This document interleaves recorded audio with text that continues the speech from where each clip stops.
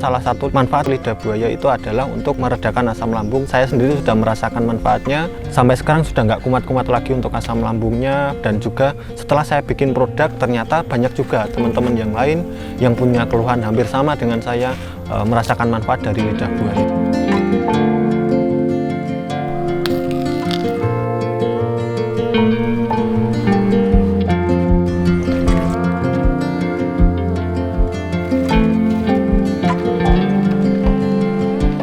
Baik, perkenalkan, nama saya Markus Nanang Setiawan, biasa dipanggil Mas Nanang Lidah Buaya. Saya sebagai owner dari Marvera Aloe Vera Industri, sebuah usaha yang bergerak di bidang budidaya, pengolahan, dan juga pelatihan lidah buaya jumbo di Gunung Kidul, Yogyakarta.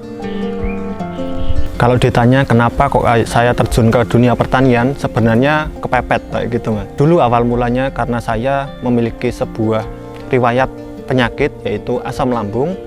Kebetulan saya dulu adalah seorang pekerja di sebuah perusahaan, tapi karena harus resign karena penyakit itu, dan di kampung saya ketemulah dengan lidah buaya ini untuk pengobatan saya pribadi, seperti itu. Nah, itulah awal saya kenal dengan lidah buaya. Dan lidah buaya kok bisa untuk asam lambung, sebenarnya saya tahu dari internet ya, Mas.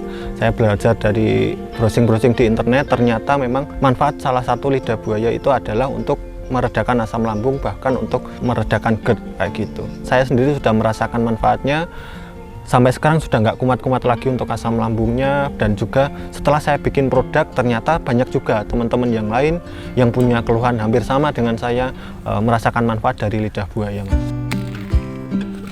Cara pengolahan sendiri kami sangat belajar dari internet aja, cara ngupasnya bagaimana, cara pengolahannya bagaimana sampai bisa dikonsumsi, dan cara budidayanya juga bisa segede-gede ini karena ada perawatannya khusus. Dan ternyata nggak semua lidah buaya itu bisa dikonsumsi. Nah, itu yang saya pelajari dari internet, ternyata ada lidah buaya jumbo yang segede-gede ini yang bisa untuk diolah jadi makanan minuman, bisa dinikmati atau dirasakan oleh orang lain berupa berbagai macam produk turunan lidah buaya. Awal mulanya cuma bikin minuman yang kayak nata de coco, namanya nata de aloe vera, kotak-kotak bentuknya kayak jelly kayak gitu. Nah, dari tahun ke tahun saya mencoba bikin produk yang baru yang bisa dikonsumsi tapi nggak ribet. Nah, saya bikin varian yang bubuk. Itu juga belajar dari internet, terus trial error sendiri. Jadi tinggal seduh, lebih praktis, lebih cepat untuk cara bikinnya dari lidah buaya asli yang kami budidayakan. Nah, dari tahun ke tahun kami juga berusaha untuk membuat sebuah inovasi, yaitu kami juga bikin berbagai macam produk yang lain. Ada permen jeli lidah buaya, ada bubuk murni lidah buaya, ada wedang lidah buaya, ada juga teh lidah buaya, ada bahkan keripik lidah buaya pun kami buat. Dari segi produk turunannya itu bisa banyak banget dan juga sangat bermanfaat untuk kesehatan tubuh kita, seperti itu. Awal mula memang kita coba ke masyarakat, rasanya bagaimana, komplainnya bagaimana, itu kami terus perbaiki. Lalu banyak juga komplain-komplain terkait ini produknya menarik tapi kamu nggak punya izin, Mas. Nah, itu pernah saya dikomplain kayak gitu juga. Nah, itulah awal mula saya juga bikin perizinan dari mulai PIRT, untuk izin halal, dan sampai sekarang ada izin BPOM dan haki merek pun kami sudah punya. Nah, itu bertahap, dari tahun ke tahun kami semakin belajar dan memperbaiki dari segi usaha. Dan itu pun kami mulai dengan modal yang minim. Karena apa? Karena lidah buaya ini sebenarnya tumbuhan yang cukup simpel, dibudidayakan di tempat yang panas pun juga bisa. Nah, dari situ juga dengan alat-alat seadanya, ruang produksi pun kami mulai dari dulunya itu adalah kamar, tapi disulap menjadi tempat produksi yang sebisa mungkin itu standar dengan dari Dinas Kesehatan ataupun dari BPOM. Kalau bicara modal, Mas, ini karena saya dulu itu pulang kampung posisi sakit. Kedua, saya udah berobat ke rumah sakit itu juga habis uang untuk berobat gitu. Jadi modal saya juga nggak ada. Terus selain itu saya juga berasal dari keluarga yang bisa dibilang kekurangan karena saya dulu juga bukan lulusan sarjana, saya lulusan sekolah menengah kejuruan kayak gitu. Setelah lulus saya langsung bekerja di perantauan. Nah, disitulah saya mulai memperbaiki ke perekonomian keluarga kan, tapi memang karena sakit itu tadi tabungan saya habis dan saya harus pulang kampung, harus koperasi dan segala macam. Akhirnya saya memulai benar-benar dari minus, Mas. Bukan dari nol lagi, karena kondisi kesehatan saya benar-benar harus effort untuk mencari kesehatan kayak gitu. Nah, itulah titik balik saya, berawal dari yang saya nggak punya apa-apa, lahan pun saya juga menanam lidah buaya itu di pekarangan rumah aja, jadi bukan yang nanam skala luas pun enggak. Sampai sekarang pun lahan saya juga belum banyak. Jadi mulai di lidah buaya ini dari yang lahan yang sempit, terus kami coba olah dengan modal yang minim. Dulu pinjem bahan ke warung kayak gitu. Setelah jadi produk, nah saya jual. Hasil dari penjualan itu saya buat bayar yang kemarin dan juga saya beli bahan yang baru. Nah, seperti itu terus. Jadi memang modal yang utama itu sebenarnya mindset kita harus dirubah dulu. Jangan langsung kita membuat usaha terus modalnya banyak, itu sebenarnya nggak semua usaha itu seperti itu. Nah, yang saya lakukan adalah dari modal yang minim kita putarkan terus, dari yang sedikit lama-lama itu akan menjadi bukit. Untuk penjualan sendiri juga awal mulanya saya juga bingung, saya bisa bikin produk terus saya tidak tahu market pasar saya gimana.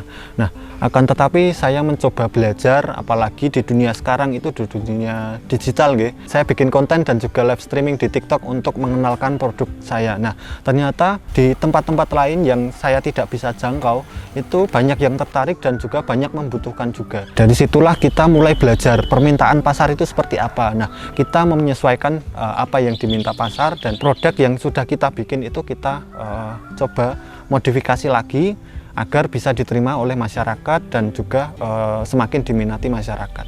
Alhamdulillah sampai sekarang penjualannya mulai dari di offline-nya, penjualan di toko oleh-oleh, ada juga reseller dan agen, dan juga kita ke media online, ada di marketplace, ada di Shopee, Tokopedia, dan juga di TikTok. Untuk bestseller sendiri kami ada yang varian bubuk karena memang produknya itu praktis dan juga banyak yang orang membutuhkan untuk terapi asam lambung juga. Kami juga ada bestseller kedua itu permen jelly lidah buaya karena memang terbuat dari lidah buaya asli dan rasanya itu unik kayak gitu, Mas.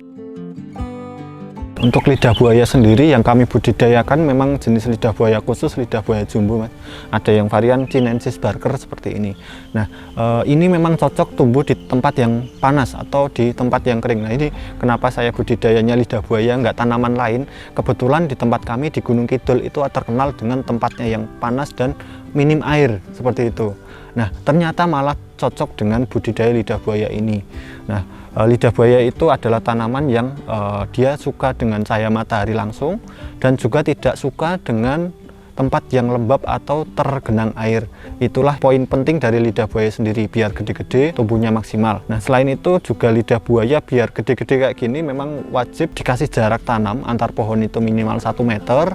Kalau nanamnya di pot itu wajib potnya yang agak gede, itu biar pertumbuhannya maksimal. Selain itu, yang poin penting lidah buaya, anakannya banyak banget.